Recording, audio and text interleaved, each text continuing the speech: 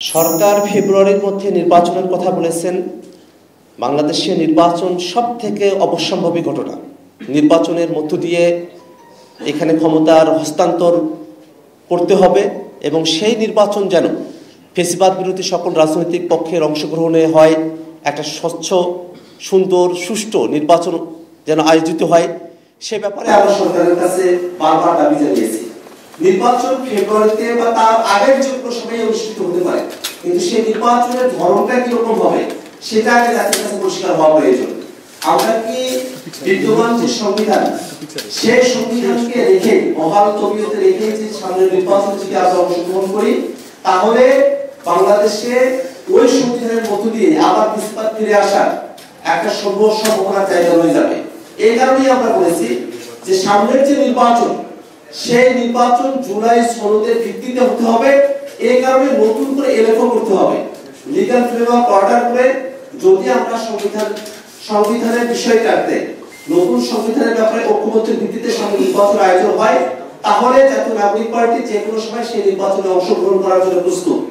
আমরা মনে করি যে রাজনৈতিক দলগুলো আছেন, তারা শুধুমাত্র সংসদ নির্বাচনের কথা বলছেন।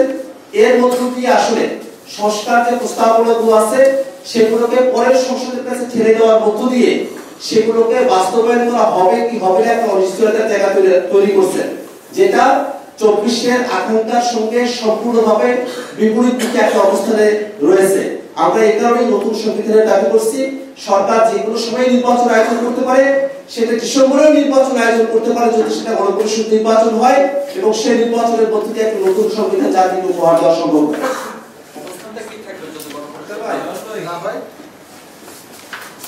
আমরা গণপরিষদ নির্বাচনের দাবি জানিয়েছি, রাজনৈতিক দলগুলোর কাছে আমরা আহ্বান করেছি, যদি সরকার সামনে নতুন সংবিধানের বিষয়ে জুলাই সনদের বিষয়গুলোকে অপরিপূর্ণ রেখে সেটাকে বাস্তবায়ন না করে নির্বাচনের দিকে অগ্রসর হয়, সেই নির্বাচন বাংলাদেশের গণতন্ত্রকে সুরক্ষিত করতে পারবে না। সেই নির্বাচনে জাতীয় নাগরিক পার্টি অংশগ্রহণ করবে কিনা সে ব্যাপারে আমাদের এখনো পর্যন্ত আমাদের মধ্যে সংশয়ের জায়গা রয়েছে।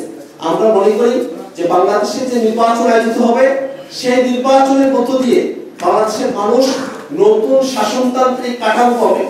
নতুন শাসনতান্ত্রিক কাঠামো যদি বাংলাদেশের মানুষ নির্বাচনের মধ্য দিয়ে না পায়, সেই নির্বাচনে অংশগ্রহণ করার আদতে কোনো মানে থাকে না।